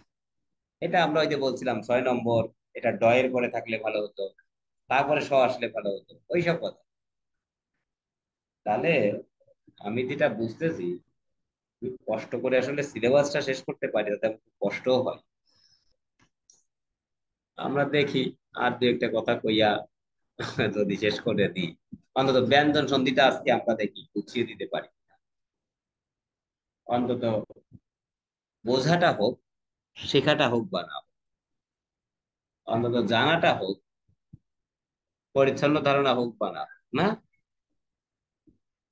দেখো নয় এবার কি আছে আবারও, ওই সেই ব্যঞ্জন ব্যঞ্জন। দেখো চ জয়ের আমি যেটি বলতে চাই, আমি বলতে চাই এইটা আসলে সবচেয়ে আগে গেলে ভালো হতো 1 নম্বরে। কারণ আমরা শুরুতেই ত দ নিয়ে কথা বলা শুরু করছিলাম। ত দ তো অনেক পরের ব্যঞ্জন, তার আগেই তো চ জয়ের আসার কথা। আমি বোধহয় কোনো একটা এডিশনে আমি এটা করে রেখেছি যে এইগুলো আগে আর ওইগুলো পরে, অর্থাৎ অ্যালফাবেটিক্যালি আমি সাজিয়েছি। তোমাদের এখানে সেই ক্লাসটা না, সম্ভবত অনার্স এর ক্লাসের গ্রুপে ওটাকে আমি রেখেছি। তো যাক, দেখো আমরা যেটি করছি যে চ জ আগে আছে, পরে যদি নাসিক্য ধ্বনি থাকে তাহলে ওই চ জটা সেই বর্গীয় নাসিক্য ধ্বনিতে যায়। দেখো মানে চ জ না, পরের যে নাসিক্য ধ্বনি থাকে, তাহলে ওই নাসিক্যটা ওইটা যে ব্যঞ্জন সেই বর্গীয় নাসিক্য ধ্বনি হয় আর কি। তাই বলতে চাচ্ছিলাম। দেখুন দেখো, চ চ কোন বর্গীয় ধ্বনি?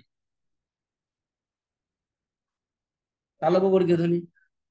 আর তালব্য বর্গীয় নাসিক্য ধ্বনিকে ইও, যার কারণে এই নটা ইয়তে পরিণত হয়েছে। ঠিক এখানেও নটা জয় ইয়তে পরিণত হয়েছে, ঠিক এখানেও নটা ইয়তে পরিণত হয়েছে। তাহলে আমরা একটা জিনিস সেখান থেকে নিলাম বা আরবার অনুভব করলাম, সেটি হচ্ছে যে জ জয়ের পরে যদি নাসিক্য ধ্বনি থাকে, তাহলে ওই চ বা জ যে নাসিক্য ধ্বনি থাকবে, ওই নাসিক্য ধ্বনিকে ওই তালব্য বর্গীয় নাসিক্য ধ্বনিতে নিয়ে যাবে। কারণ চ জ এরা তালব্য বর্গীয় ধ্বনি। ঠিক আছে? একটু ডিফিকাল্ট যদি হয় তাহলে আসলে রাজ যোগ নি রাজ্ঞী, যাচ যোগ না যাচ না, অর্থাৎ যাচনা করা। রাজ যোগ নি রাজ্ঞী হচ্ছে, যজ যোগ ন যজ্ঞ হচ্ছে, এগুলো এইভাবেই তৈরি হয়েছে, তাই মনে রাখতে হবে। আর আমি যে কৌশলটা শিখাচ্ছি সেটা আসলে ওর বিচ্ছেদটা তোমার কিন্তু মনে রাখতে হয়। বিচ্ছেদটা মনে রেখে দেন তুমি নিয়মটা বলবে যে এখানে এই নিয়মটা বলেছে। দেখো তো বোঝা যায় কিনা। বলে বোঝা গেলেও মনে রাখা কিন্তু একটু ডিফিকাল্ট এখন, কারণ এত বেশি হয়েছে, ওখানে প্রায় 14-15টা নিয়ম হয়েছে। তোমরা কিন্তু ভুলে যাবে। আর আগের দিন স্বরধ্বনি গুলো শেষ করা হয়েছে, যদি সেটা যদি তোমরা ভালো মনে না রাখো তাহলে আমাদের কোনো উপকার হবে না, বেসিক্যালি খালি সিলেবাসটা শেষ করা হবে। এখানে দেখো, এইবার পরে যদি অঘোষ ধ্বনি থাকে, তাহলে ত দটা, এটা তো ঘোষ, মানে দ ধ যে ঘোষ, এটা জানো? বর্গের তৃতীয় চতুর্থ ব্যঞ্জন, অতএব ঘোষ। এবং এরপরে নাসিক্য ধ্বনি থাকার কারণে, নাসিক্য না সরি, অঘয় ধ্বনি থাকার কারণে দেখো এই যে কাল, পি, কম্প, পর, এরা সব অঘোষ ধ্বনি। অঘয় ধ্বনি থাকার কারণে পূর্বের যে ত বা ধ ছিল, দ বা ধ ছিল, ওরা আসলে যেহেতু পরে অঘোষ ধ্বনি আছে, ওরাও ওদের অঘোষে পরিণত হয়, এবার ব্যাকে গেছে। দেখো এই যে দ থেকে খণ্ড ত হয়েছে, এতক্ষণ তুমি দেখেছো ত থেকে দ হয়, এবার কি দেখছো বলতো? দ থেকে ত হয়। অর্থাৎ আগের বার তুমি ছিলে আহ কি ঘোষ অঘোষে, পরে যদি ঘোষ থাকতো তাহলে তৃতীয় ব্যঞ্জন, সরি প্রথম ব্যঞ্জনটা তৃতীয়তে যেত। আর এবারে বলছে যে পরে অঘোষ থাকলে ওই তৃতীয়টা এবার প্রথমে যাবে। আগের বারে কি ছিল, প্রথমটা তৃতীয়তে, এবার তৃতীয়টা প্রথমে যাবে। এই, তাহলে ওখানে লেখাও আছে, উদাহরণও আছে, তুমি একটু বুঝতে পারবে। এর ভিতরে গুরুত্বপূর্ণ শব্দ হচ্ছে খুদ পিপাসা, খুব গুরুত্বপূর্ণ শব্দ। হ্যাঁ, খুদ পিপাসা এই শব্দটি আহ খুদ যোগ পিপাসা হয়েছে। দেখো এখানে কিন্তু দয় হস না, ধয় হস। কেন বলো তো? এইতে দয় হর্ষ না হয়ে ধয় হর্ষ হয়েছে। ক্ষয়ের সু দয় হর্ষ কেন হয়? কারণ এখানে তো নিয়মে বলছে ধ যে কোনোটা থাকতে, কিন্তু এবার আমরা ধকেই নিলাম, কে না কেন বলতে পারবা? তোমরা কি আমার সাথে আছো? Yes sir. তাহলে একটু বলার চেষ্টা করো তো কি হচ্ছে। মাথা টাথা গরম হলে বলতে হবে যে স্যার আর এগোবেন না, মাথা কিন্তু গরম হচ্ছে। স্যার মাথা একটু একটু হ্যাং হয়ে গেছে স্যার। আচ্ছা, ওই কেন হয়েছে একটু বলতে পারবা? না হয়ে।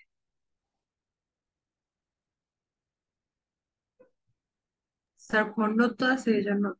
না না, আরে এই ক্ষয়ের শুদ্ধ এটা হলো ছোট খুদ, আর এই ক্ষয়ের শুদ্ধ এর মানেই হচ্ছে খাওয়া। ক্ষুধা থেকে এসেছে সব, ক্ষুধা। যদিও আমরা এরকমই বলতে অভ্যস্ত, আমার খুব ক্ষুধা লাগছে, মানে পরে অল্প মহাপ্রাণ থাকার কারণে লাস্ট পর্যন্ত আর দতে মহাপ্রাণতা পায় না, বাতাসের চাপের আর জোর থাকে না।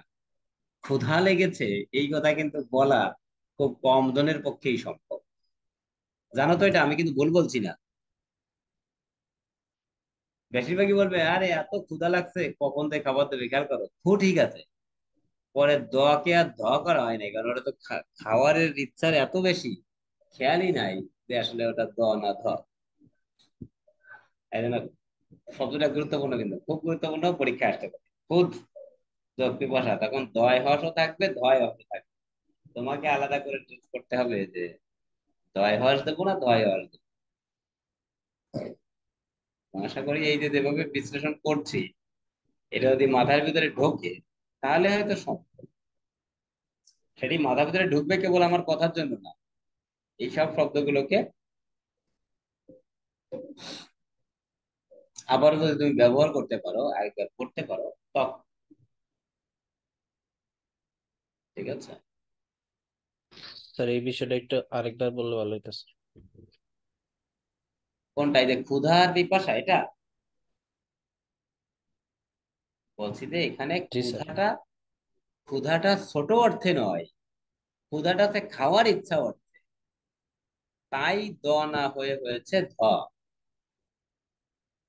ওখানে তো আমাকে নিয়মে বলছে যে ধ উভয়ই যে কোনোটা থাকলে সেটি খণ্ড দতে পরিণত হবে।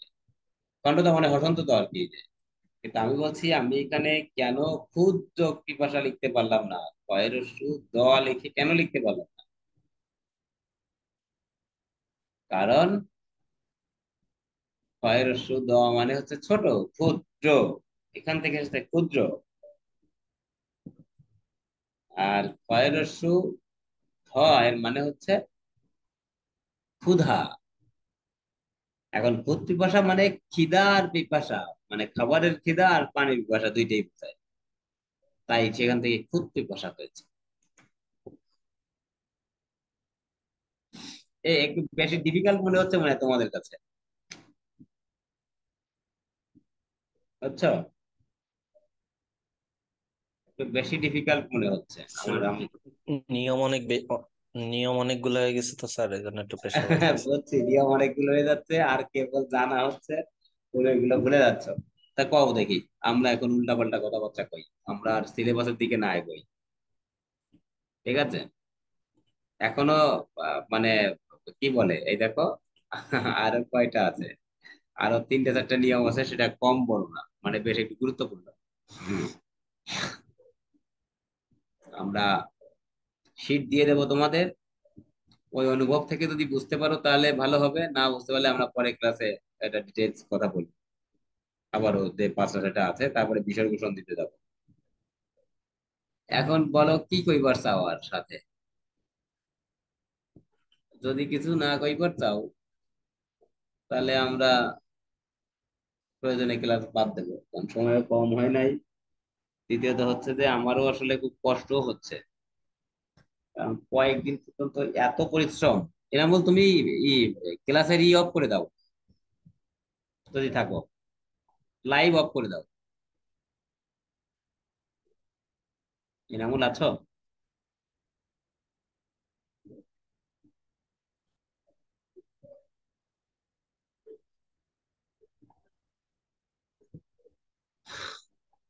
এনামুল নেই বোধহয় না?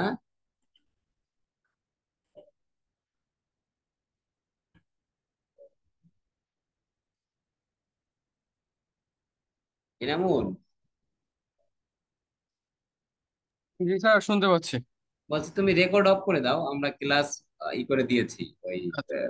আলোচনাটা আমরা ক্লাসের যে আলোচনা সেটা বন্ধ করেছি।